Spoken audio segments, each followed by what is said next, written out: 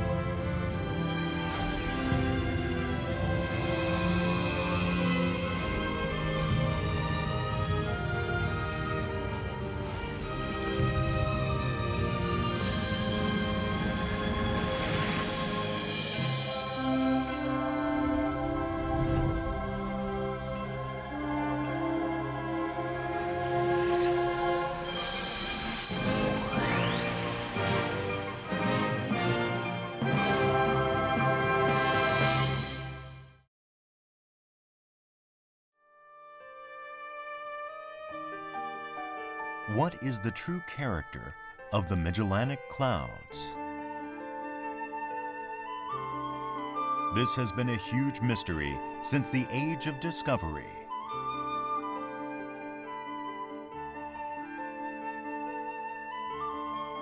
By the 17th century, 100 years after Magellan's expedition circumnavigated the globe, Europe was producing numerous star charts of the Southern Hemisphere.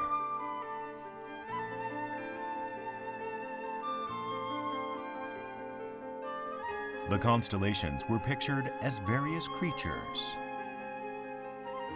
a flying fish, a chameleon, a resplendent peacock, a big-billed toucan. The constellations all had exotic names. And then there was Nubecula Major, Latin for large cloud, meaning the large Magellanic Cloud. That was paired with Nubecula Minor, or small cloud, the small Magellanic Cloud. Since they moved together with the stars, they were clearly no earthly clouds. They were heavenly bodies. But exactly what they were remained a mystery.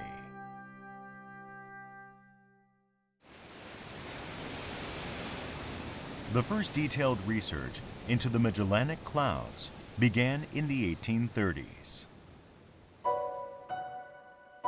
To conduct research into stars of the Southern Hemisphere, England had established a royal observatory at the Cape of Good Hope in southernmost Africa.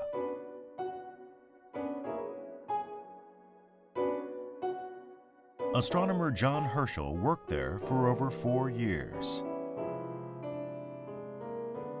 he pioneered the study of celestial objects in the Southern Hemisphere.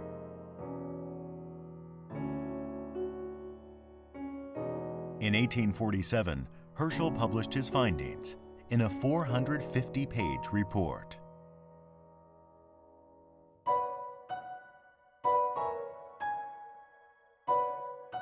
This is the catalog of objects Herschel found in the Magellanic Clouds.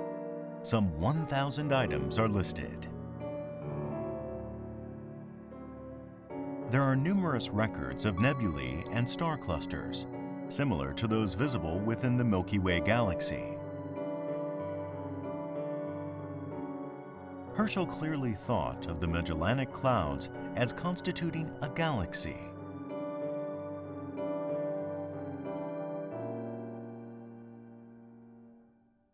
At the time, most astronomers thought that all celestial bodies lay within the disk of our own Milky Way.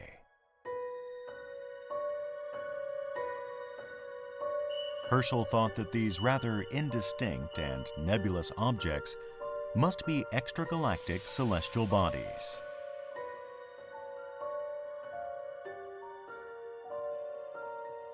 To prove that, however, one would have to calculate the distance to the Magellanic Clouds. Alas, Herschel did not possess the means to do that. Are the Magellanic Clouds inside the Milky Way or outside?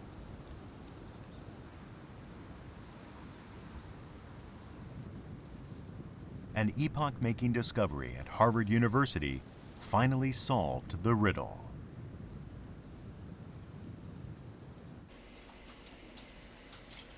The crucial evidence was supplied by photographic plates stored here. This is the world's largest archive of astronomical photographs. As you can see, we have cabinet after cabinet, many plates, 525,000 plates in this collection. That's 25% of the world's total of astronomical photographs just in this collection. And what is remarkable about that is that it covers more than 100 years of time, from 1885 to 1989. And we began photographing the southern skies early in the 1880s, so that the Magellanic Clouds are covered from that early time. These photographic glass plates recorded light from the stars over long periods of exposure.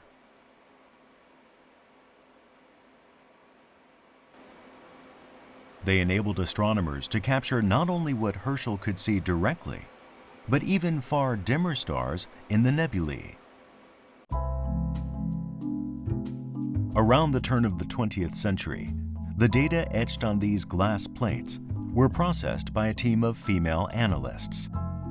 The position and brightness of every single star were meticulously recorded. The analysts were actively seeking variable stars, a popular quarry at the time.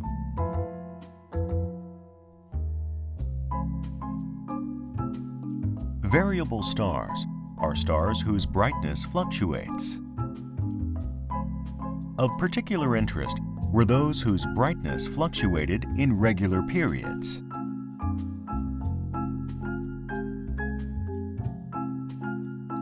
This was one of the very old ones. This type of star could help prove whether the Magellanic Clouds lay inside or outside the Milky Way. With the, Wow, it's a 240-minute exposure. Here we have a glass plate of the small Magellanic Cloud, a long exposure which is taken. Some of the stars will be variable stars, but you get them at only one moment on this plate. So this is a negative plate, and we also can then make from one of these plates a positive plate. And this one can then be used as a master. When you put them on top of each other, Superimposing an image of a given area on top of another taken at a different time reveals any change. If the star's brightness is constant, it should be a perfect match. What happens when the brightness changes?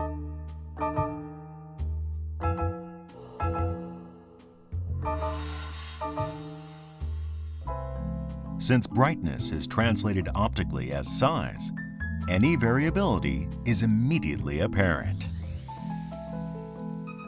This comparative method, done plate by plate, is a way of detecting which stars are variable.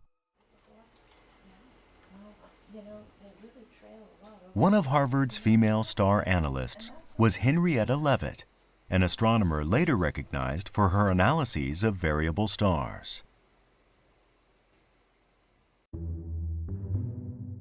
This is one of the photographic plates of the Magellanic Clouds that Leavitt analyzed. Out of 100,000 stars recorded on a single plate, she endeavored to identify the variable ones.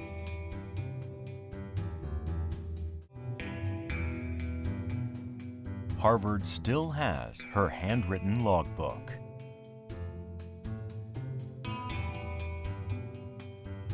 She assigned numbers to each variable star, comparing readings at fixed intervals and determining the periodicity of its variations in brightness. To prevent any mistaken attributions among the countless stars in the sky, she drew detailed star charts.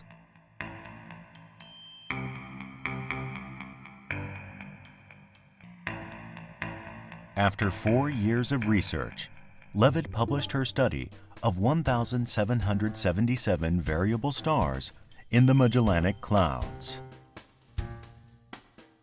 In the course of compiling these data, she made a vital discovery.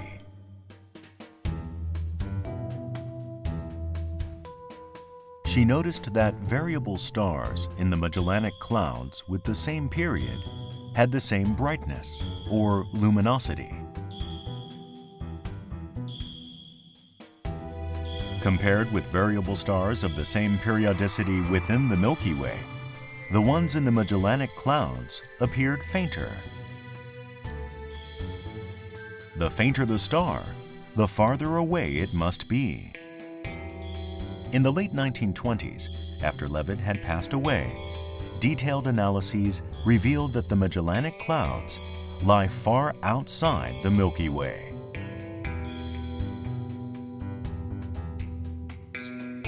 Precise observations determined that the Magellanic Clouds are 200,000 light-years away. That's twice the diameter of the entire Milky Way.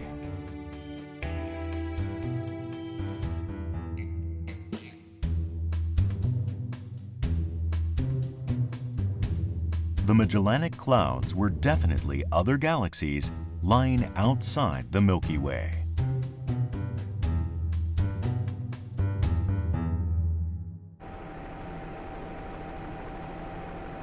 A large telescope subsequently revealed a deep relationship between the Milky Way and the Magellanic Clouds.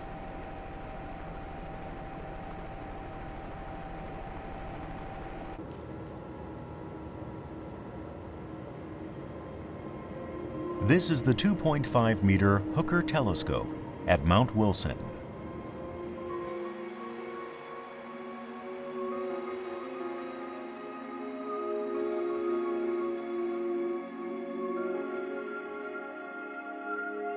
This telescope enabled measurement of the distances to many galaxies outside our own.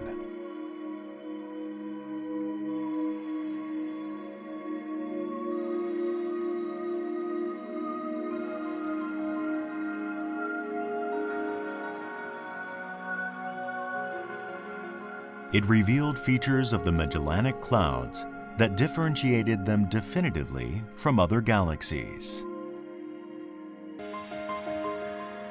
This is the galactic distribution, as currently understood. The two Magellanic Clouds lie approximately 200,000 light-years away from our own Milky Way. The larger one is approximately 1/10 the size of our galaxy. The nearest spiral galaxy to our own Milky Way is the Andromeda Galaxy, some 2.3 million light-years away. That's 10 times farther away than the Magellanic Clouds. So the Magellanic Clouds are two small galaxies very near our own.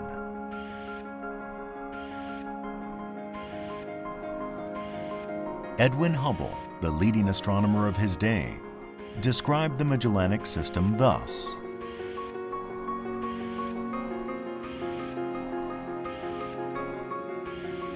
The cloud is an independent stellar system and a close neighbor, actually a satellite, of the galactic system.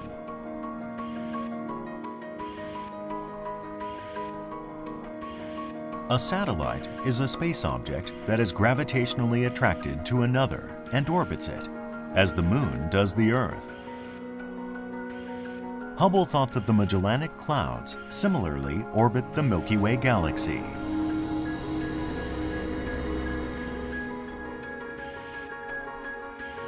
This concept of a satellite galaxy eventually became the standard view among astronomers.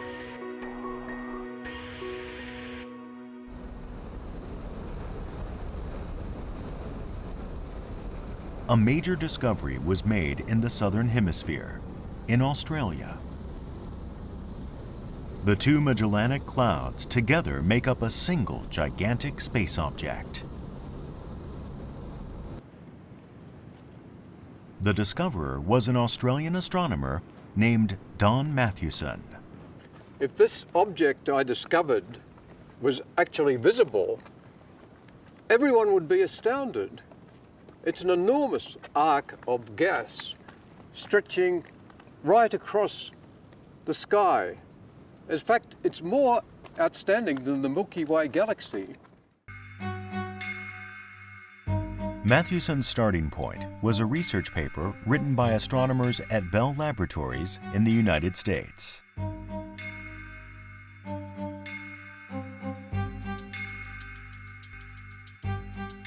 Their measurements of intergalactic radio waves revealed filaments of gas in the skies over the Northern Hemisphere.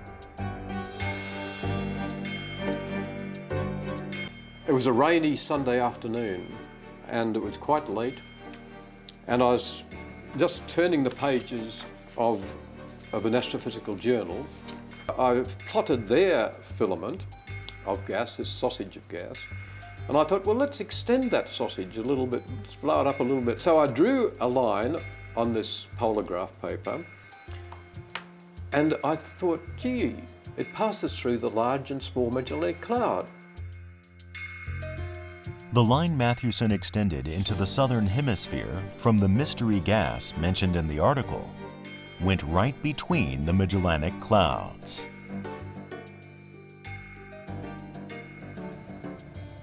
And Australia had a radio telescope well suited to confirming the presence or absence of gases. It was the Parkes Observatory. Mathewson couldn't contain his excitement. He telephoned the observatory right away.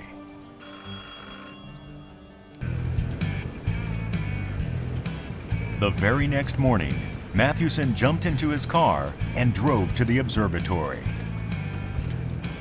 The director had told him that the telescope would be offline for maintenance that day, so Mathewson thought that at night there might be a chance for some brief observations.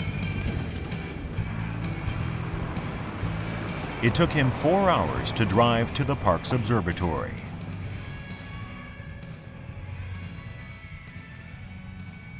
At the time, this giant 64-meter diameter parabolic antenna made Parkes the largest radio telescope in the Southern Hemisphere. When Mathewson arrived, he asked the maintenance workers if he might borrow some time on the telescope. So all the memories come flooding back, because it was the most emotionally charged episode in my life, really.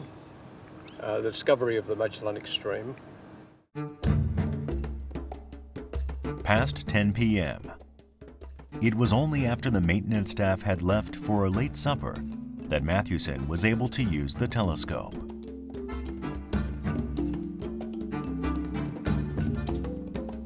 Had it all plotted out, what I thought would happen. But of course in science things never happen the way you want it to. Nature is a very, is a teaser. It teases you and then all of a sudden drops you flat on your face. But tonight was completely different.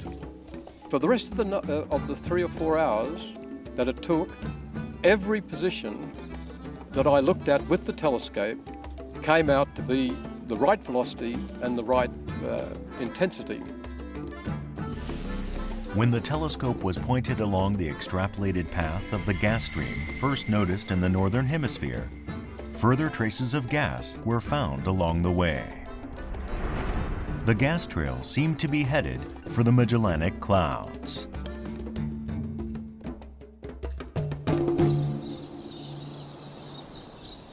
That's how Matthewson was the first in the world to actually establish a link between the gas trail and the Magellanic Clouds. Subsequent detailed observations confirmed that their distributions were aligned. This intergalactic belt of gas was named the Magellanic Stream.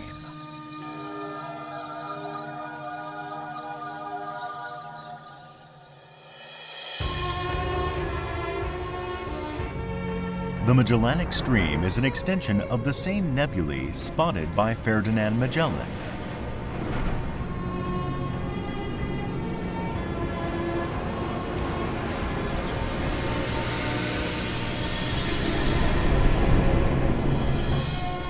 It's a huge belt of gas, stretched out as if to curve around the Milky Way galaxy. It's 1 million light years in length. That's 10 times the diameter of the Milky Way.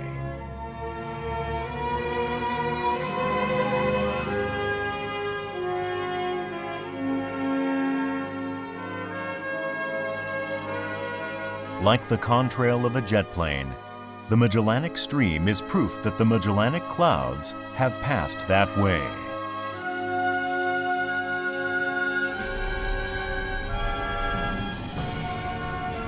The gas is distributed as if it were encircling the Milky Way. So astronomers believe that the Magellanic Clouds are spewing out gas as they orbit our galaxy.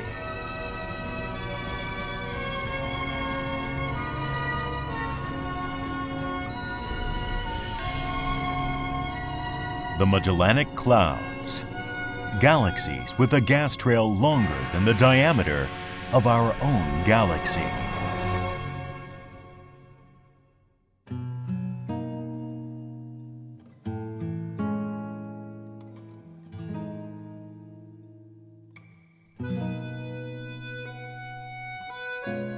To people of the Northern Hemisphere, the night sky of the Southern Hemisphere presents a strange spectacle. There's the constellation Orion.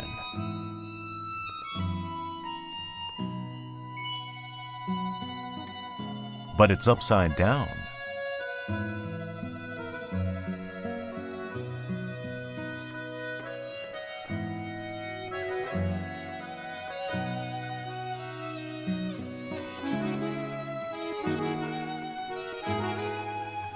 And the Milky Way looks huge.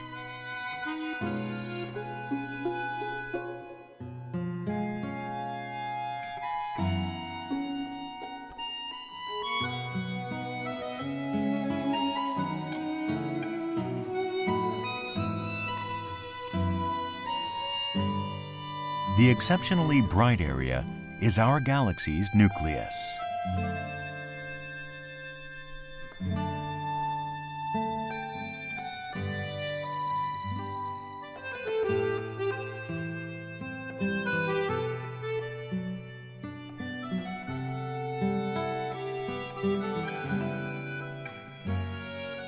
In the Southern Hemisphere, the mysteries of the universe seem all the closer.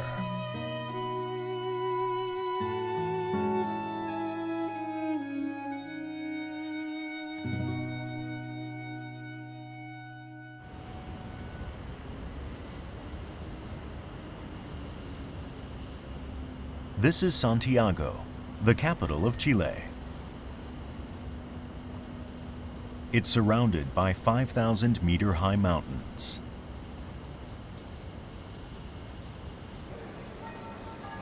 Still bearing traces of its Spanish colonial past, Santiago is today at the forefront of astronomical research.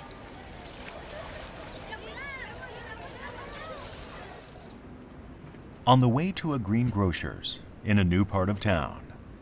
Hola. Gracias. The shopper is Valentin Ivanov, an astronomer who was born in Bulgaria. Recently, he has been analyzing observations of the Magellanic Clouds made with one of the world's most advanced telescopes.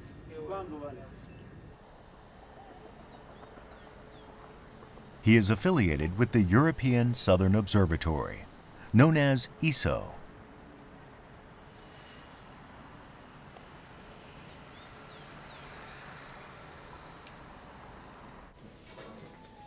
ESO has established 3 observatories in Chile from which to survey the stars of the Southern Hemisphere. With his telescopic observations, Ivanov has been creating the most detailed picture yet of the Magellanic Clouds. VISTA is one of the newest projects of ESO, and it aims at creating large uniform maps of the sky. These are called surveys. One of the most important surveys that this telescope is producing now is the survey of the Magellanic Clouds, these green squares over here.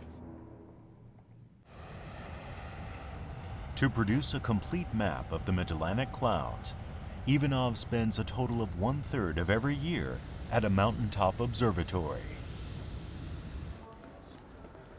He has already taken over 100 of these trips.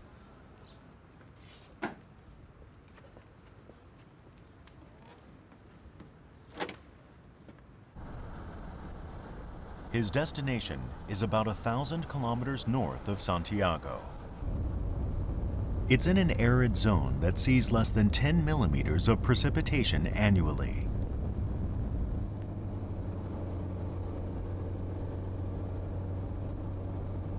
This is the European Southern Observatory's largest site.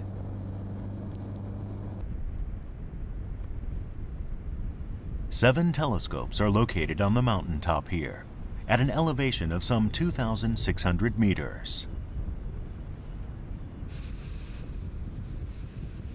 This is the one Ivanov uses.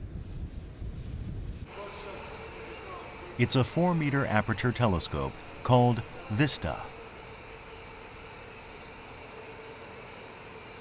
Installation was completed toward the end of 2009. Its technology is cutting edge.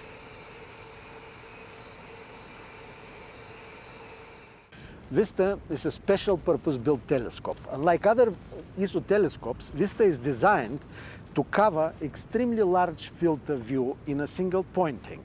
The field of view of VISTA is about degree by degree and a half. How does VISTA compare in this regard to the Hubble Space Telescope? VISTA's field of view is about 500 times greater than Hubble's. In a single pointing, VISTA can take in a region much broader than a full moon.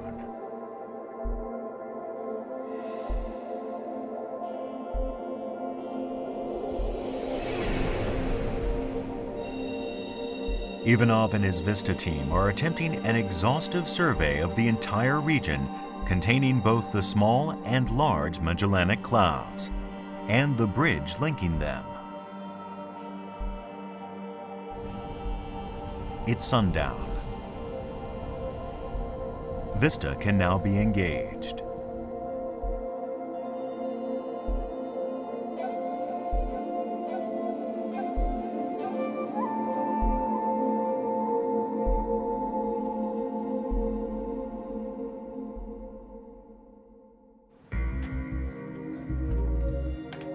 In the control room, Ivanov will conduct observations all night long.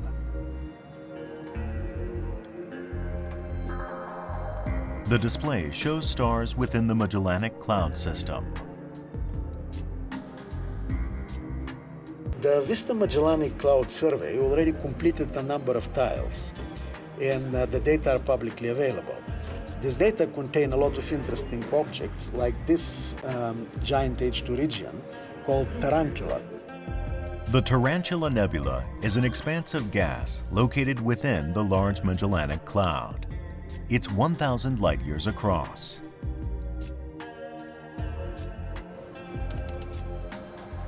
Its name derives from the hairy, spidery appearance of its gases. This image that we see here actually is built from 3 different images, each of them in the near infrared. The advantage of the near infrared and the advantage of the kind of data that Vista delivers to us is that we can actually see through the dust. If you look at this area on the sky in the optical, you'll see almost no stars because the dust and that absorbs the optical light much more than the infrared light. Vista captured this image of the Tarantula Nebula. Compare it to an optical image showing ordinary visible light. It's clear that the Vista image reveals the stars hidden beyond the gas and dust.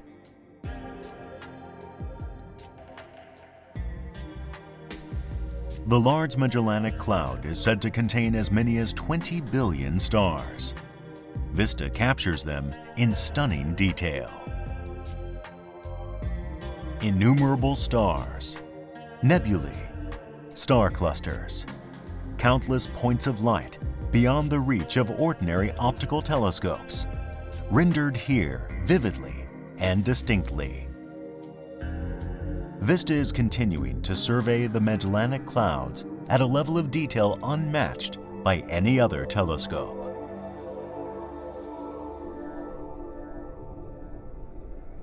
The Hubble Space Telescope has shown us how different in shape as well the Magellanic Clouds are from our own Milky Way galaxy.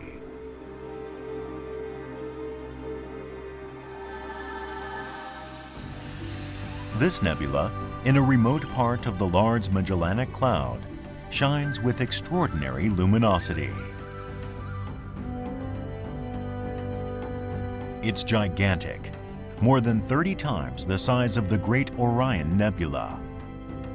And out of the dark gas and dust, it is birthing countless new stars.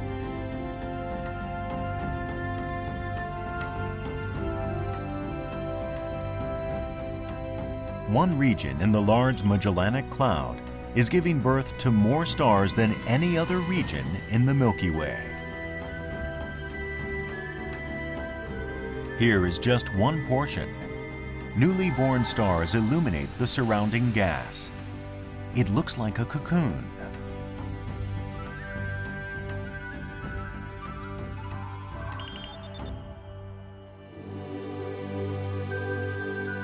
Here, an accretion of gas and dust is displayed in silhouette, lit from behind by young stars. The largest mass looks like a seahorse. It's a huge object, some 20 light-years in length. The Small Magellanic Cloud also boasts magnificent nebulae and star clusters.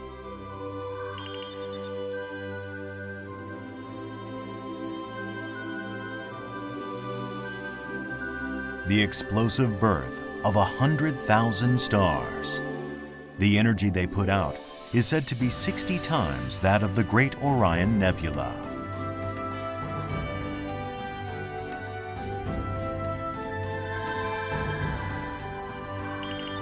Or look at the outskirts of the Small Magellanic Cloud.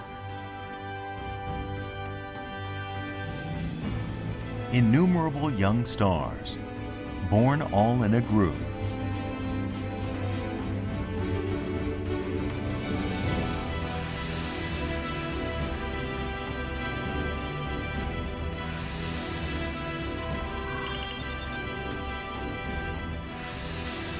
And this sparkling, multicolored, open cluster has been called the Jewels of Magellan.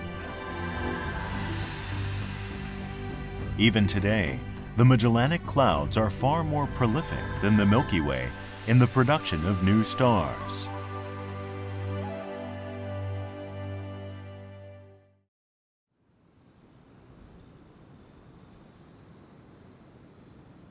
The Magellanic Clouds had been thought to be orbiting the Milky Way.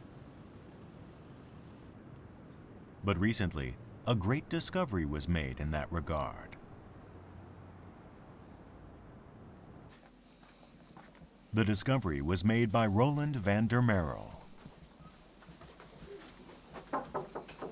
Hey guys. Van der Merel spent 4 years directing observations of the Milky Way by the Hubble Space Telescope.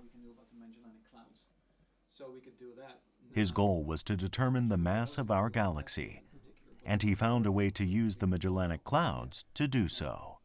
We thought that if we could measure exactly how the clouds are moving in the sideways direction, we could learn more about the mass of the Milky Way and about the distribution of the mass in the Milky Way. Van der Merel's group thus observed the Magellanic Clouds directly in order to ascertain the speed of that sideways motion relative to the Milky Way. As a reference point, they chose to use a quasar, celestial bodies that are very far away and so essentially motionless.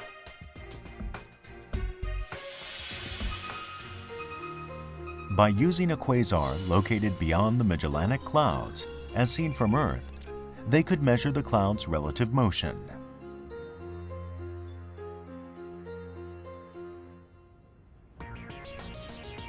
They pointed the Hubble Space Telescope in that direction. The anticipated motion of the Magellanic Clouds was minute.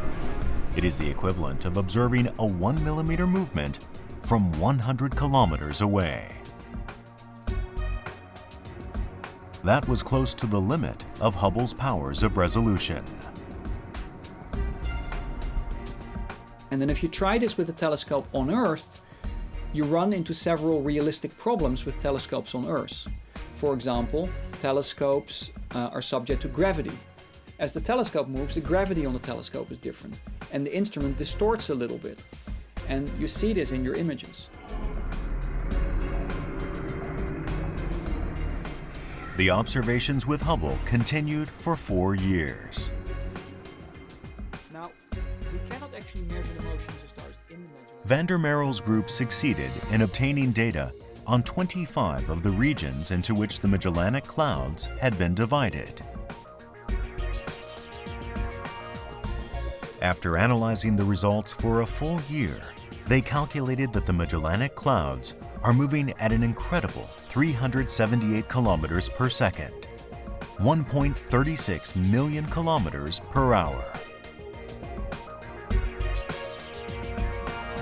This was 300,000 kilometers per hour faster than anticipated. Initially, we were just very happy we were getting any results out that said, hey, we can actually measure the motion of the Magellanic Clouds. So that was our initial excitement for quite a while.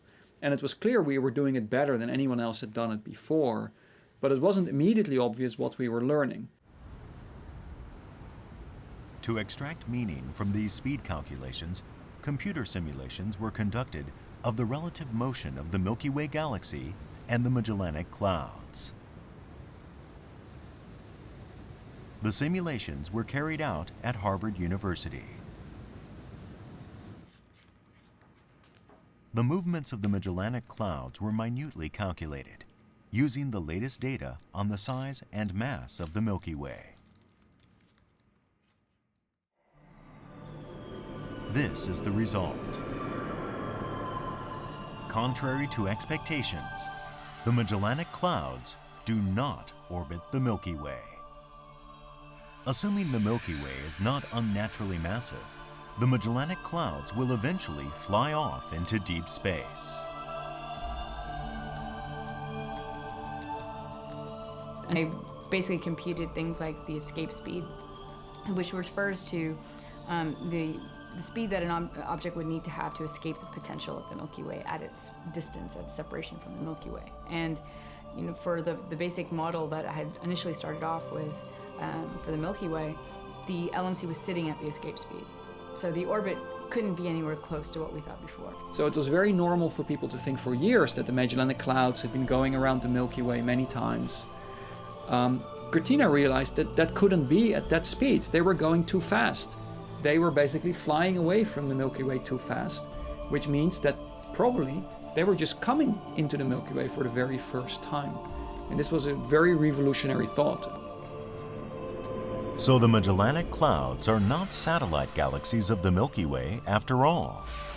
They are visitors from afar, merely enjoying a chance encounter with our own galaxy.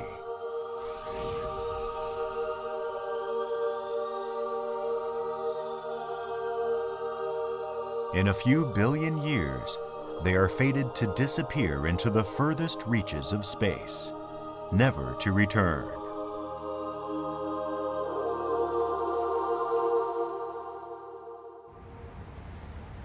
The true nature of the Magellanic Clouds is gradually emerging, and astronomical observations indicate that the clouds hold a key to understanding what the universe looked like right after the Big Bang.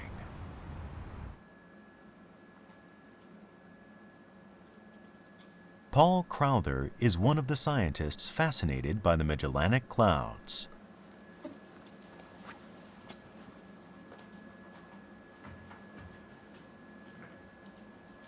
For 15 years, he's been studying one of the cloud's features in particular.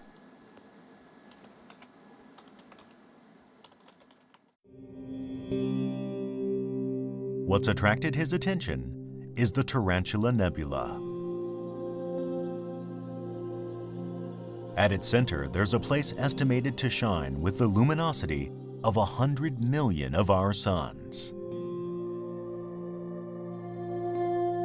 R136 is its scientific designation. It was thought to contain a mystery object.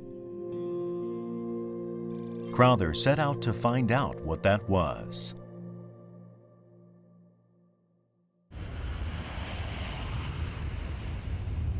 He conducted his observations with what's called the VLT, or Very Large Telescope, located in Chile.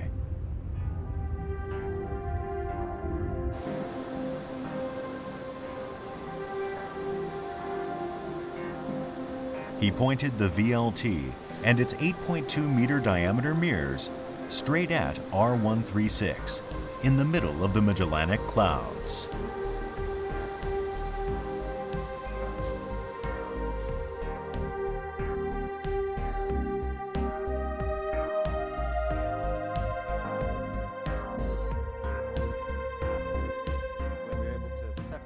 This is the very center of R136. The detailed view provided by the VLT reveals that what looked like one bright clump at its center is comprised of many stars, the brightest of which has been designated R136A1. With a luminosity of 10 million suns, it is, so far as we now know, the brightest star in the universe.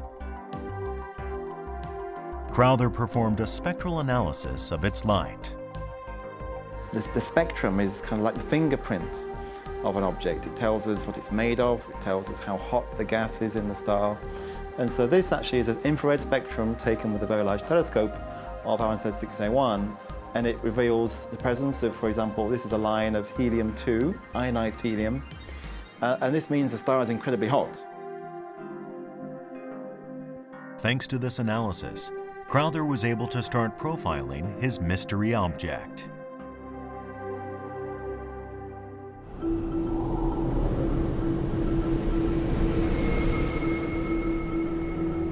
This is how Crowther envisions R136A1 in the center of the Tarantula Nebula.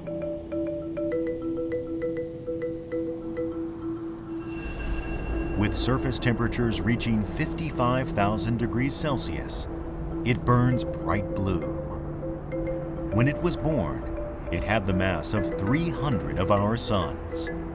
To date, nothing comparable has been found in the Milky Way. These first-generation stars of the early universe, born right after the Big Bang, were unlike most of the stars we see today. they were formed directly out of hydrogen and helium gases, and they were all blue giants. In the Magellanic Clouds, there are many such stars.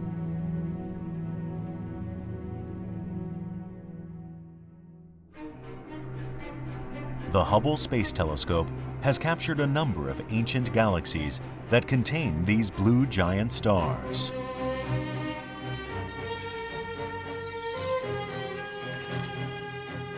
All these galaxies are more than 13 billion light-years away.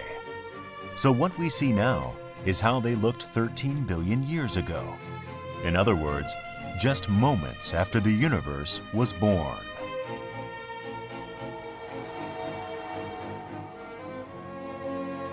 Ancient galaxies, glowing bright blue.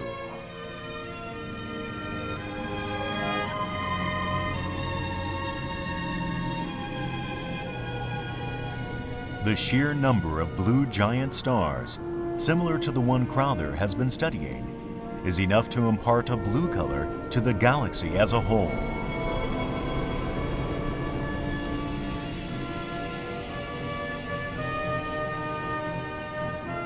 These galaxies, born just after the creation of the universe, are a mere tenth the size of the Milky Way and have irregular shapes. In size and shape, they resemble the Magellanic Clouds. That is why scientists believe that studying the Magellanic Clouds will provide insights into the evolution of our own galaxy.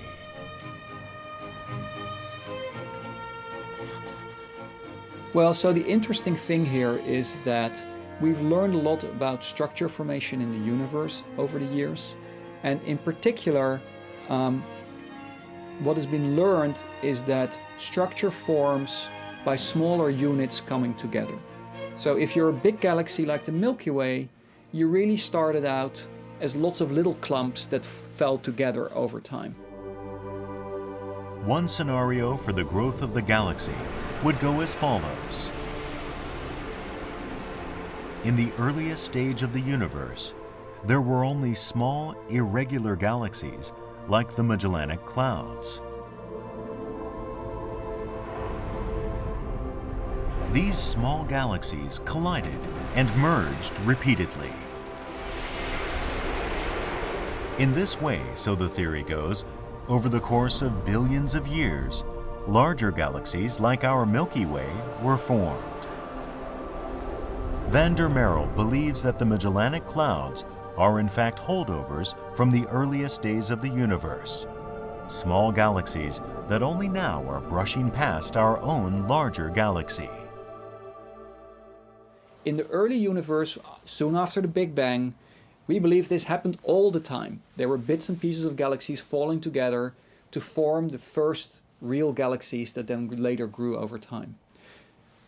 Nowadays, in our current universe, this is actually a pretty rare occurrence. So the fact that we're seeing the Magellanic Clouds pass the Milky Way right now is very unusual at some level, but it really gives us a glimpse of what the universe was like more typically when it was much younger, when galaxies were falling onto each other and merging together all the time. The Magellanic Clouds had been thought of as satellite galaxies.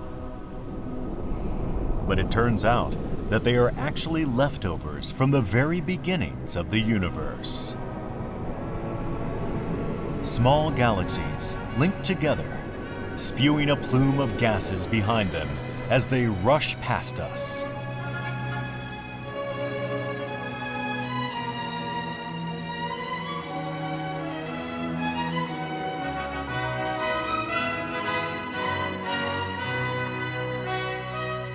At the Vista Telescope in Chile, observations of the Magellanic Clouds are ongoing. The detailed mapping of the Magellanic Clouds, based on the Vista surveys, is expected to be completed in 2017.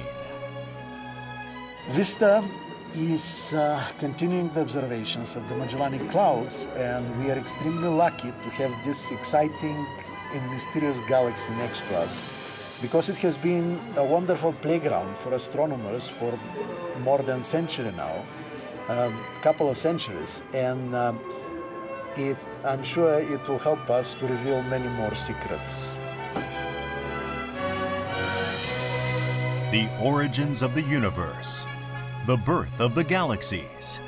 These are the mysteries to which the Magellanic Clouds hold the keys.